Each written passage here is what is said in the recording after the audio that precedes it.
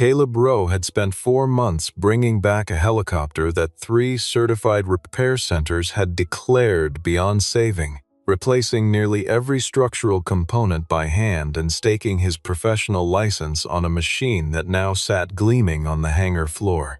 When the final invoice landed on CEO Vivian Blackwood's desk, she tore it in half, called him an opportunist, and had security escort him off the property. Caleb did not argue. He left a sealed envelope on the table, told her she had 24 hours to make it right, and walked out. The next morning, federal inspectors were already at the gate. Stay until the very end to find out why one unpaid bill exposed an entire empire built on hidden cracks. The story began 4 months before that confrontation in the hangar.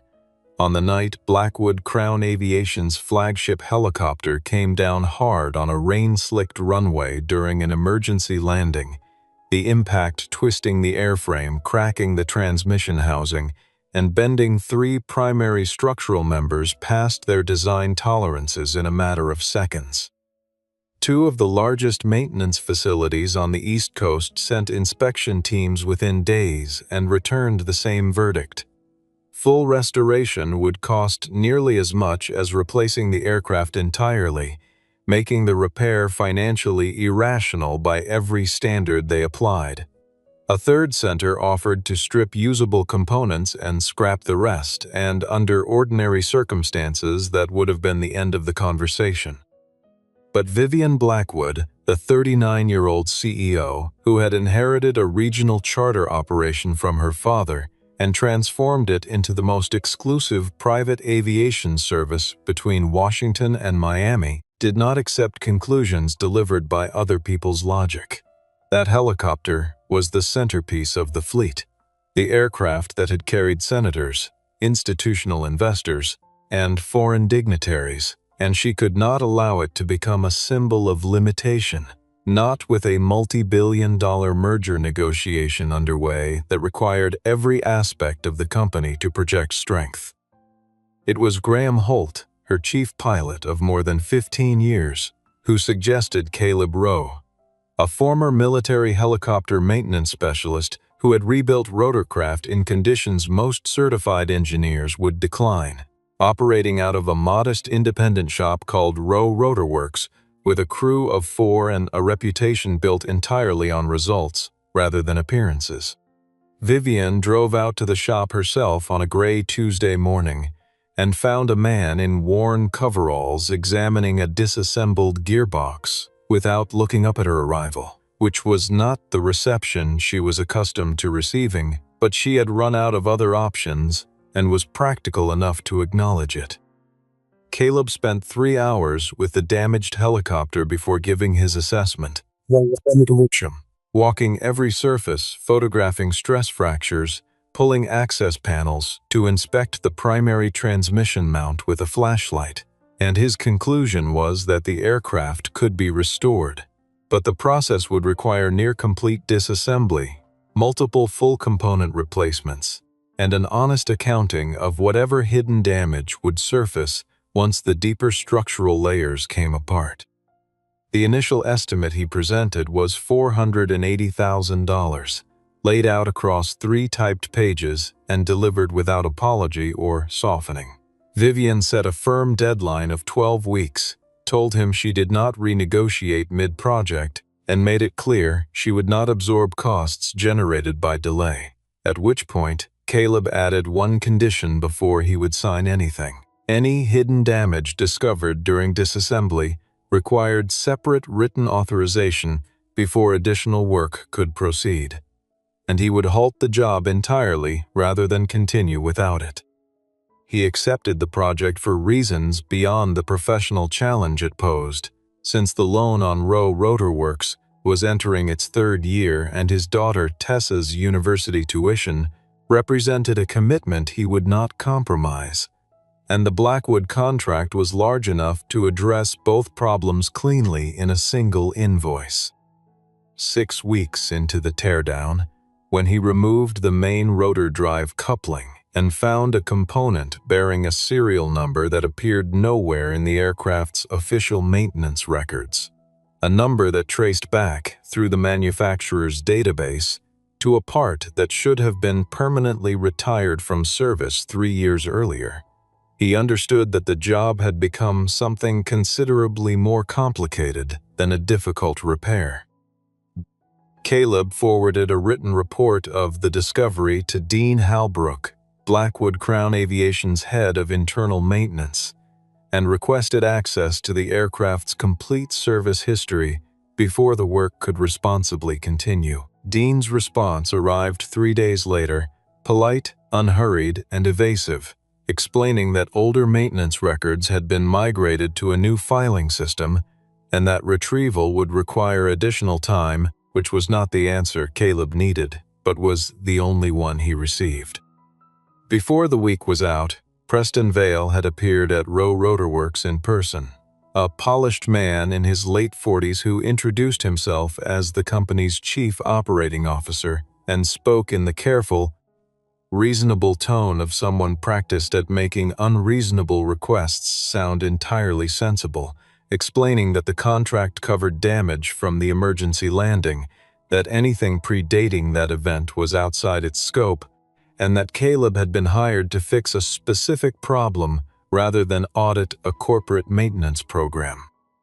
Caleb told him plainly that he would not certify the aircraft airworthy unless he could account for every component inside it, that his professional license carried personal legal exposure for any certification he signed, and that he would not attach his name to something he knew to be incomplete. And Preston thanked him for his candor and left with a smile that Caleb recognized as belonging to someone who intended to find a way around the problem rather than through it. The dispute made its way to Vivian, who initially framed it the way Preston had framed it: a contractor attempting to expand a fixed-price engagement. But the exchange changed when Caleb walked her across the hangar floor, knelt beside the airframe, and showed her fresh grinding marks covering corrosion that should have appeared in maintenance reports filed 18 months earlier. Vivian stood over the evidence in silence for a long moment, and something shifted in how she was looking at the situation. She was not a woman who enjoyed being shown she had been wrong, but she was also not a woman who could dismiss what was directly in front of her. Dean eventually provided written authorization to expand the inspection scope, and Caleb immediately duplicated every email, authorization, and cost estimate onto a separate external drive he kept locked in his truck. As the disassembly continued over the following weeks, Caleb began noticing a pattern that troubled him more than any single component. The same supplier code appeared on multiple questionable parts across several different aircraft sitting in the Blackwood hangar, a repetition that didn't reflect ordinary purchasing variance and pointed toward something more systematic than one overlooked replacement. He photographed serial numbers quietly, cross-referencing them each evening after his crew had gone home, building a private record he had not yet decided what to do with. Between the two of them, the contractor who stayed past midnight reworking load calculations, and the CEO who arrived on Saturday mornings to read technical summaries rather than delegating them to an assistant, something resembling cautious professional respect had begun to form, though neither of them named it because neither trusted the ground they were standing on. Then, on a morning when Caleb was running a pre-flight check on a component he had just reinstalled, he found something that moved the entire situation into a different category of seriousness. His own individual certification code had appeared on the maintenance record of a Blackwood helicopter he had never set foot inside. A mechanic's certification code appearing on a document he hadn't authored meant one of two things: either a clerical error of unusual specificity, or someone had deliberately attached his credentials to a record they needed to make look legitimate. And Caleb understood immediately that the problem was no longer contained to the aircraft in his shop. He reached out to Marin Walsh, a federal aviation inspector he had worked with during a certification renewal several years earlier, framing the contact as an informal technical consultation, and Marin responded the way she responded to everything, methodically, without rushing to conclusions, asking a precise series of questions before she offered a single opinion. She gave him 3 instructions: preserve every original document exactly as he had found it, record the timestamp of each discovery in writing, and avoid any direct confrontation with anyone who had the means or motive to destroy records. Caleb followed the guidance without deviation and added a measure of his own. He made a second complete backup of everything he had collected and mailed a copy to his own address, where it would arrive with a postal date stamp regardless of what happened to the originals. He then arranged a private meeting with Vivienne and told her, without raising his voice or issuing a threat, that her fleet might be operating on falsified maintenance records extending well beyond the aircraft in his shop, that he was not requesting additional compensation,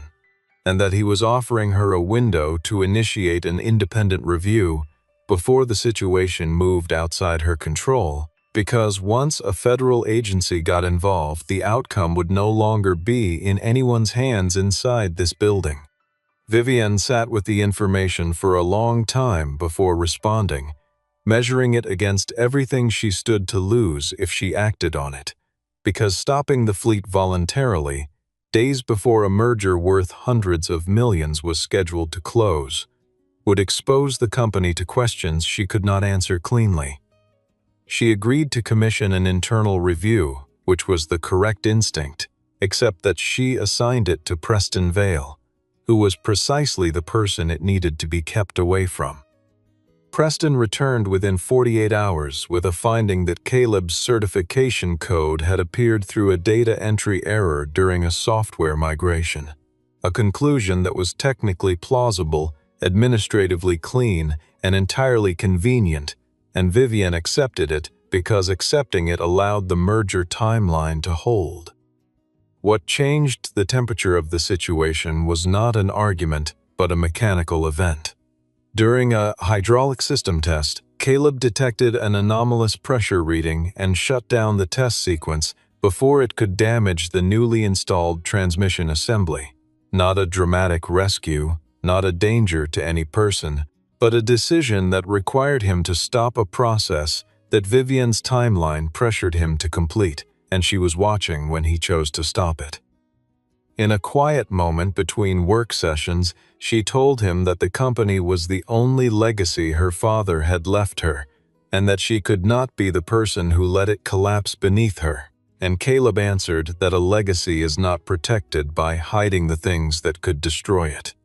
The following afternoon, Preston Vale came to Rowe Rotorworks and offered Caleb $200,000 to certify that every component in the Blackwood fleet carried a legitimate chain of custody, and Caleb pressed the record function on his phone before asking Preston to clarify exactly what he wanted him to sign.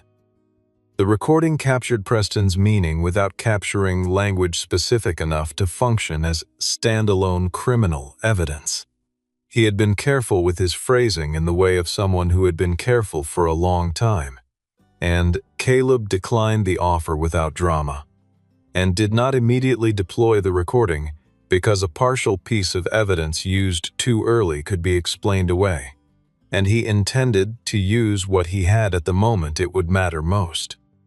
4 months after the project began, the helicopter was ready. Every suspect component had been replaced, every system had been tested against specification, and an independent third-party inspector had completed a cross-check before Caleb would allow his signature on the release documents. The aircraft passed its test flight in the presence of 3 witnesses Caleb had arranged specifically for that purpose, and Vivienne organized a formal handover at the Blackwood hangar. Board members, key clients, and a trade press photographer, framing the occasion as a public demonstration that the company had successfully navigated a significant technical challenge. The final invoice totaled $640,000, which included $160,000 in scope expansion costs, that Dean Halbrook had authorized in writing across a series of emails throughout the project, and Caleb brought printed copies of every authorization document to the handover as a matter of professional routine rather than anticipation of a dispute. What he encountered instead of a signature was a revised contract that Preston had placed in front of Vivian that morning, a version in which the supplemental cost authorizations appeared with procedural irregularities that called their validity into question. And Preston told Vivian the additional charges represented opportunistic invoicing against a company under time pressure, and that no responsible executive should accept them. Vivian requested that Caleb take $180,000 as full and final settlement and release the company from further claims. And Caleb produced the original authorization emails on his laptop and offered to display them line by line. And Preston responded that digitally stored documents could be altered, which was not a serious technical objection, but was delivered with enough authority to hold its ground in the room. Vivian tore the invoice in 2 pieces and set them on the conference table between them, and told Caleb that she found his approach to billing consistent with the opportunism she had observed throughout the project. Caleb did not raise his voice, did not make a personal accusation, and did not move from where he was standing. He reached into the folder he had carried into the meeting and withdrew a plain envelope, which he placed on the table beside the torn invoice without ceremony, and inside it were 4 documents. A list of component serial numbers with corresponding retirement dates that predated their installation in the Blackwood fleet, a copy of the fraudulent maintenance record bearing his certification code, photographs showing the grinding marks he had shown Vivian months earlier, and a 1-page summary of what the evidence suggested. He told Vivian she had 24 hours to voluntarily ground the fleet, notify the Federal Aviation Authority, and initiate an independent investigation, and that if she had not done so by the following morning, he would deliver the same envelope directly to Marin Walsh. Preston told Vivian, once Caleb had left the building, that the envelope was a calculated move by a contractor who had failed to extract money through legitimate means and was now attempting regulatory pressure. And Vivian stood at the window for a long time after the meeting ended, looking at the torn invoice halves on the table, and chose to believe what was easier to believe. The following morning, a Federal Aviation inspection convoy came through the gate. The Federal Aviation Administration issued an emergency operational suspension covering all 12 Blackwood Crown Aviation helicopters pending airworthiness review, announced in a single paragraph on the agency's enforcement database, and it produced immediate consequences across every dimension of the company's operations. Every scheduled flight was grounded. A technology executive who needed to reach a board meeting drove the distance in a car. A private equity firm that had relied on Blackwood for quarterly transport between 3 cities called to formally terminate their service agreement. And the merger discussions, framed internally as the company's defining strategic achievement, entered a holding pattern that the acquiring party's legal team made clear was not indefinite. Vivian's immediate conclusion was that Caleb had reported the company in retaliation for the non-payment, which was the simplest available explanation and the one Preston supplied without being asked, and she instructed her legal department to file a claim against him for wrongful disclosure of proprietary operational information and intentional interference with business operations. The claim landed in the same week that 3 of Rowe Rotorworks' other clients quietly postponed scheduled maintenance contracts, citing a preference to wait until the federal investigation had concluded before associating their aircraft with a shop named in active litigation, and Caleb's bank called to advise that his outstanding business loan would be subject to review if monthly revenue fell below a certain threshold for 2 consecutive periods. Caleb drove to the post office the afternoon that call came in, retrieved the envelope he had mailed to himself, confirmed the date stamp, and drove home and made dinner. And the following morning he surrendered everything: external drives, the complete archive of emails, the photographs, and the phone recording, to Maren Walsh at a meeting in her office, answering every question she put to him in the order she asked. Maren's review was not conducted on Caleb's timeline. She cross-referenced dates, pulled manufacturer records independently, and built her own chronology from the documentation before drawing any conclusions. And what she found was that the oldest file in Caleb's collection had been created months before the payment dispute, which eliminated the interpretation that the evidence had been manufactured as retaliation. The investigation expanded from the original helicopter to the full fleet, and within 72 hours of the suspension order, her team had identified a separate aircraft whose maintenance record listed a critical gearbox component as recently replaced when the serial number traced to a machine that had been decommissioned and stripped 2 years earlier. That aircraft had been scheduled to depart that same afternoon, carrying Harrison Ashcroft, a billionaire whose institutional fund represented one of Blackwood's 5 largest long-term clients, along with 3 company directors bound for a private retreat at an island property accessible only by air. And when inspectors physically examined the component in question, they found a fatigue crack developing across a load-bearing surface, not large enough to guarantee failure on the next flight, but not small enough to guarantee it would not happen. And in aviation, that ambiguity is not a technical nuance, but a verdict. The revelation appeared on a clipboard under fluorescent lights in a federal hangar, noted in an inspector's handwriting, and it was enough to make clear what had almost been allowed to occur. Vivienne received the notification through her general counsel, did not speak after hearing it, and then called her father's attorney, a man named Gerald Forsyth, who had managed the family's legal affairs since before she was born, and told him she needed someone who did not work for the company. That same afternoon, Maren Walsh left Vivienne a message advising her that Caleb's certification code had appeared on the falsified maintenance records of at least 7 aircraft in the Blackwood fleet, none of which he had ever inspected.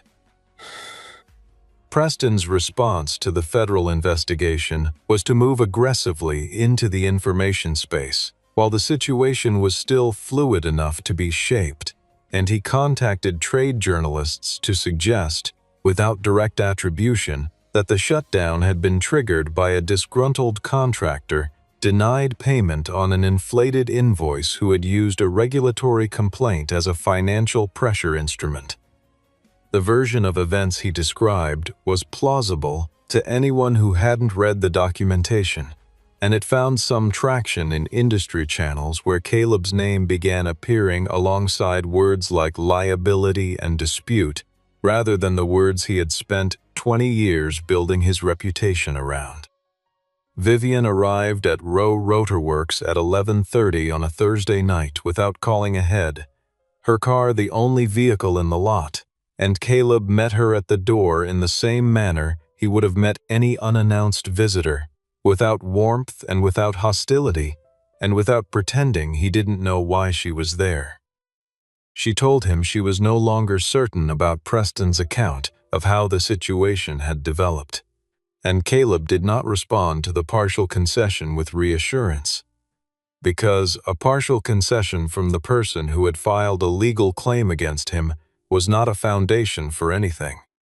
He set 2 documents on the workbench side by side: the fraudulent maintenance record bearing his certification code, and a GPS-corroborated service dispatch log from the same date placing his location at an aircraft repair facility in another state, records that were time-stamped, independently sourced, and required no interpretation. He told her the money was not the core of the problem, that a professional certification cannot be borrowed without consent and returned later with an apology, and that if he had stayed quiet to collect his check and a falsified record under his name had later been associated with a crash, he would have been an accessory to whatever that crash produced. Vivian accessed the company's internal compliance system on her phone while they talked and confirmed that a request to purge the component warehouse access logs had been submitted under Preston's credentials 12 days before the FAA arrived, a deletion that had been flagged automatically and held in a recovery queue rather than permanently erased. And she called Sloan Barrett, her compliance director, from the parking lot and asked her to begin a full restoration of the deleted records without routing the request through anyone in operations, keeping the instruction narrow and direct because she no longer trusted the standard chain of communication inside her own company to carry it safely. What Sloan's team recovered over the following 2 days was a trail of procurement transactions connecting 3 separate vendor companies, all registered at the same commercial address, all receiving payments from Blackwood's maintenance budget, and all owned through holding entities whose beneficial interest traced back to family members of Preston Vale. The structure was not complicated, but it had been nested carefully enough that it had survived 3 annual audits without raising a flag, primarily because the purchasing decisions had been processed through Dean Halbrook's authorization codes rather than Preston's own, and Vivian stood in her office the night the preliminary report arrived and understood that Preston had not simply exploited a weakness in the company. He had built the weakness, then used her own pressure on costs and timelines to ensure no one inside the organization ever had the incentive or the protection to look at it directly.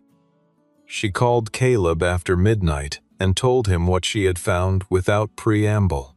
and he listened without interrupting, and when she finished, he asked whether she was going to act on it or manage it, and she told him she was going to act on it. And he said he was glad to hear it, but that he would need to see what acting on it looked like in practice before he withdrew anything. Tessa called her father that same morning, and Caleb told her only that the shop was in a difficult position, and she reminded him of something he had spent years telling her, that silence is not the same thing as peace. And then Sloan called back to report that she had found a flight movement entry that should not have existed. A helicopter had departed a Blackwood maintenance facility in the middle of the night, 3 days after the suspension order was already active. The departure had been authorized under a maintenance ferry permit that Sloan's review identified as bearing a forged signature. The operations officer whose name appeared on the document denied having issued it, and the aircraft's movement had not appeared in the company's official scheduling system, meaning whoever had arranged the flight had taken deliberate steps to keep it invisible to any standard records review. Graham Holt disclosed, when Vivian approached him separately, that Preston had come to him 3 days after the suspension order and asked him to fly a helicopter to a private storage facility, framing the request as an authorized precautionary transfer to protect company assets during the investigation, and Graham had asked to see the supporting paperwork and found the explanation unconvincing, and he had declined, which was the first direct refusal he had issued to company leadership in 15 years of employment, and it had cost him 2 sleepless nights before investigators confirmed it had been the right decision. Preston had found another pilot through a contract arrangement, and the aircraft had been moved quietly in the early morning hours while the facility was unmanned. The storage hangar where the aircraft had been taken was registered to a holding company with no obvious connection to Blackwood, but Sloan identified it through a cross-reference of insurance filings, and Vivian delivered the address to Marin Walsh that morning, and within hours a federal team had secured the location and begun inventorying its contents, without the kind of confrontation that generates coverage. What they found was not an aircraft in ordinary storage.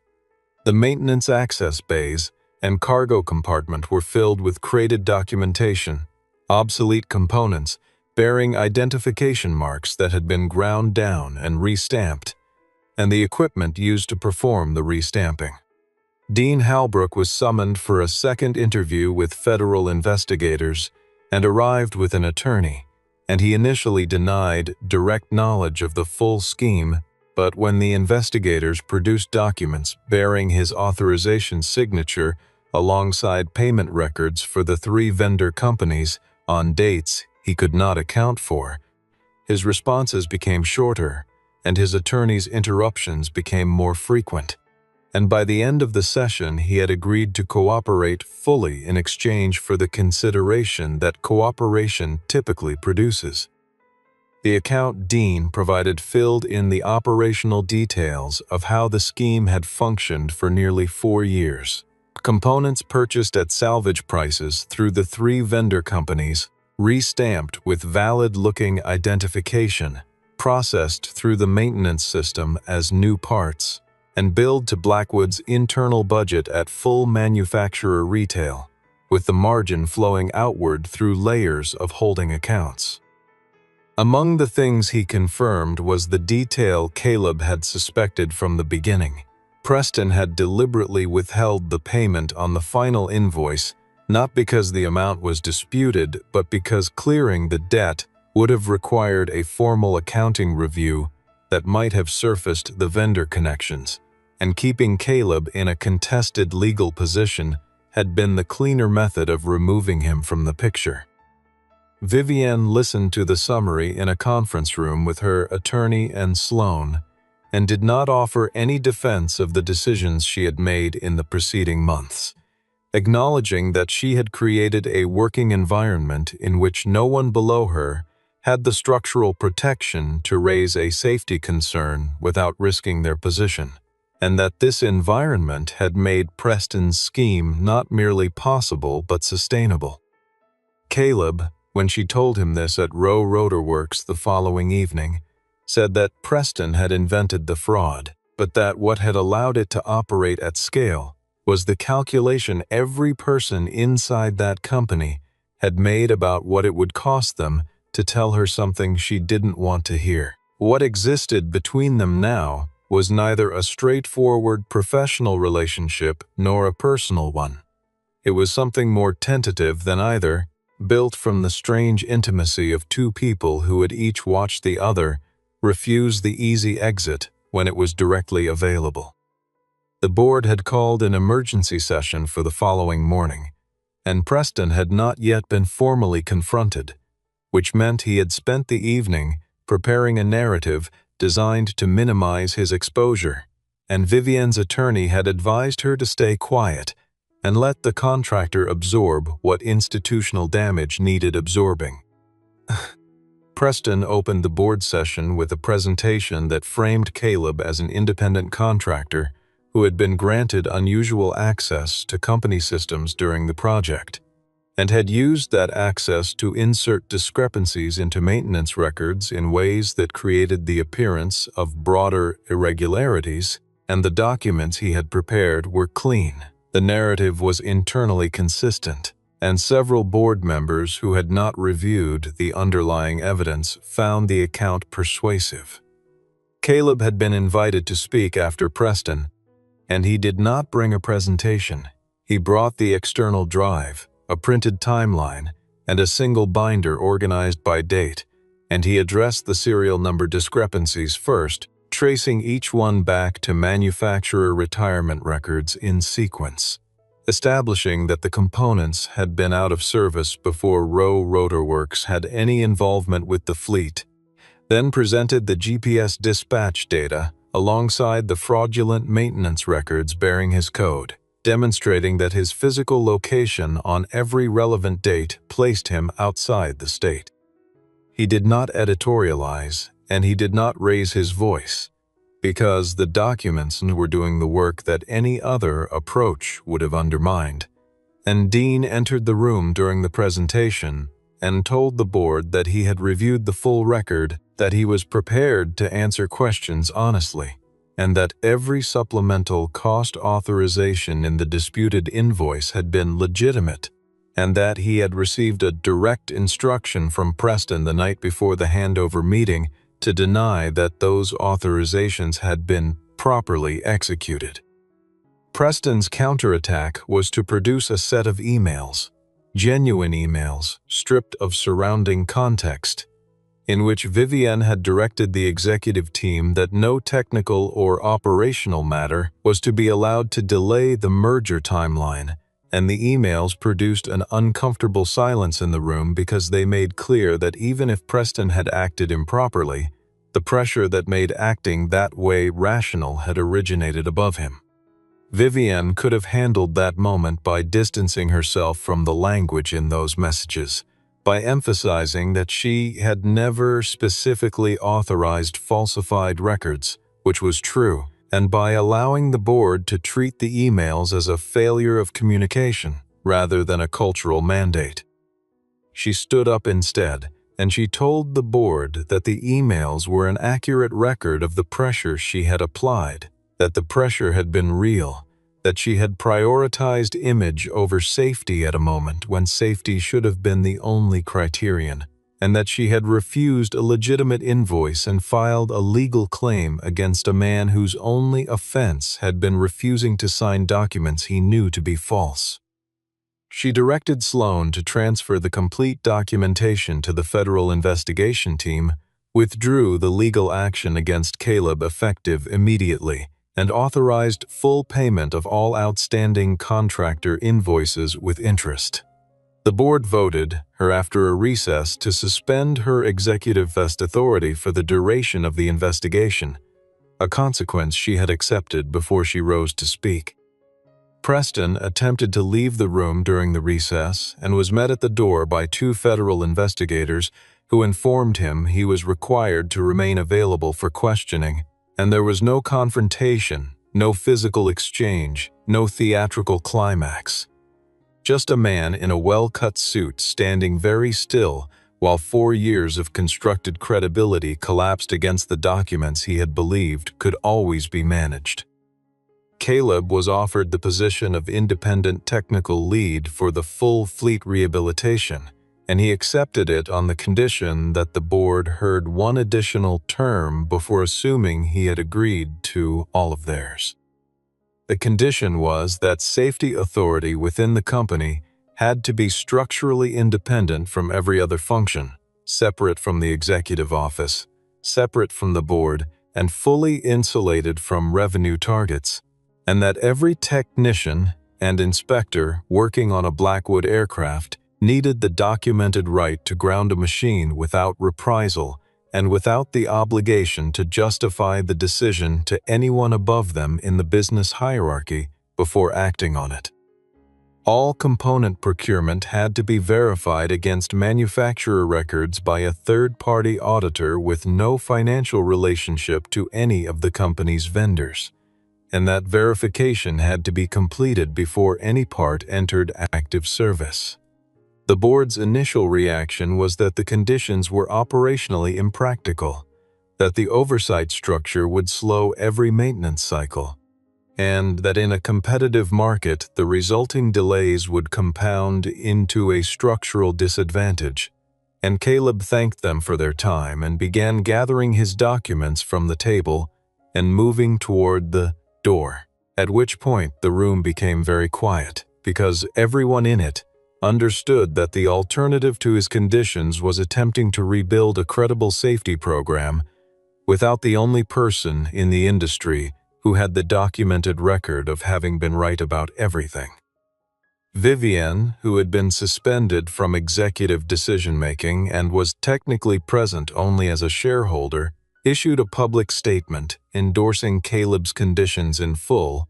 and to demonstrate that the statement was not rhetorical, she sold the company's second private aircraft and liquidated a portion of her personal investment portfolio, directing the proceeds to a payroll fund that would sustain the ground crew's salaries through the suspension period she projected at a minimum of 8 months. The federal investigation concluded its primary fact-finding phase and published a summary identifying Preston Vale as the architect of a procurement scheme that had redirected more than $20 million through fraudulent vendor relationships over nearly 4 years. Dean Halbrook accepted a negotiated resolution that included professional sanctions and supervised compliance monitoring in acknowledgement of his cooperation and his role as an executor of instructions rather than an originator of the scheme.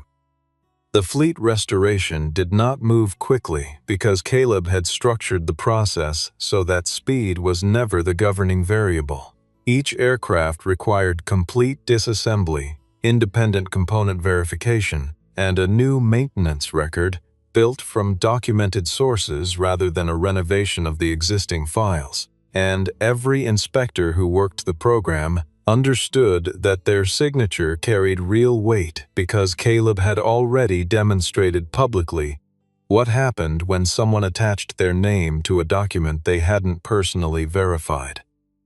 He received the full amount of the original invoice, plus a statutory interest calculation covering the non-payment period, plus a separately negotiated settlement for the professional harm caused by the legal claim. And he used the majority of the combined payment to clear the Rowe Rotorworks business loan and stabilize the shop's operating reserve, and did not purchase a new vehicle or change the sign on the building. Harrison Ashcroft submitted a formal acquisition offer for Blackwood Crown Aviation at a valuation that reflected the company's diminished operational status, and Vivienne declined it without apparent deliberation because she had decided that whatever the company became through the rebuilding process, it would become it intact. 8 months after the suspension order was issued, the first aircraft completed full certification under the new protocol, and Caleb signed the release documents at the same workbench where he had once found the serial number that had started all of it. 8 months was what it took to bring 3 of the 12 aircraft back to active status, which meant Blackwood Crown Aviation was operating at a fraction of its former capacity and serving a client list that had contracted significantly from the one Vivienne had inherited and expanded. Smaller, slower, less profitable, and more honest than it had been at any point in the preceding 4 years. And Vivienne had stopped treating those facts as problems to be solved and started treating them as the actual foundation of whatever the company was going to be, which was a shift in perspective that had cost her more than any line item on any balance sheet she had ever reviewed. The board reinstated her executive authority at the end of the investigation period under a governance agreement that included the independent safety council Caleb had insisted on, which meant she no longer held unilateral authority over the decisions most likely to determine whether people lived or died, and she accepted the constraint the way someone accepts the weight of something they have earned the right to carry. Caleb continued running Rowe Rotorworks and serving simultaneously as chair of the Independent Technical Council, spending roughly a third of his working time on the Blackwood rehabilitation and the rest managing his own shop's regular workload, and he did not become wealthy from the arrangement and did not seek to. Graham Holt remained chief pilot and flew the first certified aircraft on its inaugural commercial routing, a short trip between 2 airports, no passengers, done by the book, and Caleb stood on the tarmac watching the departure without expression. On the day of the certification, Vivienne handed Caleb a flat frame that had been matted and sealed under glass, and inside it were 4 pieces of thick paper that had been carefully aligned and taped from behind until the whole assembled itself into a single invoice. His invoice, the one she had torn in half at the handover meeting, and across the bottom margin, in her handwriting, were the words, "Paid in full with interest." She told him she was not apologizing only for the money, and that she understood the difference between settling a financial obligation and acknowledging what had been done to his name and his work. Caleb held the frame for a moment before setting it on the workbench and told her the money had never been the thing he couldn't release. What he couldn't release was the idea of a signature on a document he knew to be false, and that he could forgive the rest of it, but that forgiveness and trust were different transactions, and trust had to be rebuilt through decisions made in real time, not through statements of intention. Vivienne said she understood that, and she did not argue with it or try to accelerate it, and it was the most honest exchange they had managed. Tessa arrived that afternoon, having driven up from her university for the weekend, and when she met Vivienne, she thanked her in a voice that carried no edge for finally paying what was owed to her father, and the simplicity of it made Vivienne laugh for the first time in what felt like a very long time. That evening, Vivienne asked Caleb if he would have dinner with her, not as a CEO and a contractor, not as adversaries who had reached an accommodation, but as two people who had been through something together and survived it. And he said yes. Behind them, the restored helicopter sat on the apron in the fading light, no longer a symbol of the power the Blackwood name projected, but something quieter and more durable. Proof that a thing declared beyond saving could still be brought back, as long as no one kept pretending the damage was not there.